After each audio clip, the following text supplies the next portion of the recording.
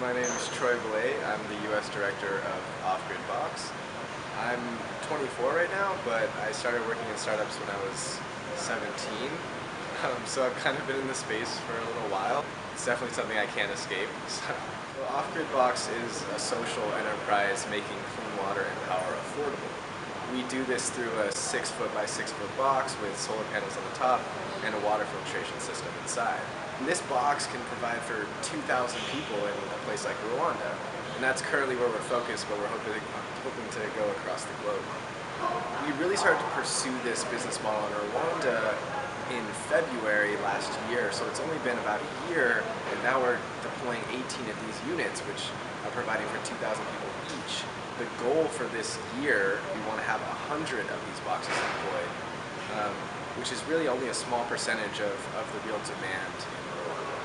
So it was kind of a difficult process for us to find a unique place that not only supported our social impact side with renewable energy, but also our hardware side, because there's a lot of growing pains when it comes to hardware, and Greentown Labs was the perfect environment to support us in both of those crucial areas of our business, which was really advantageous because we had kind of a variety of investors that we had talked to, but here they're really focused on hardware and clean tech, and they really understand where we're coming from as a company.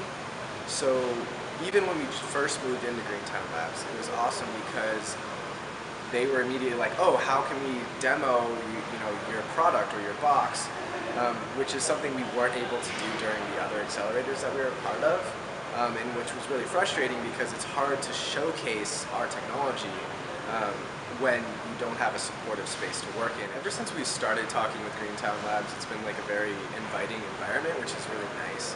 I remember in the very beginning, I sat down with the marketing director and she was immediately like, oh, how can I, help? How can we demonstrate your box? Which was something that I had to fight for in other, co-working spaces and never even got to fruition. So for them to be proactive about that was really nice.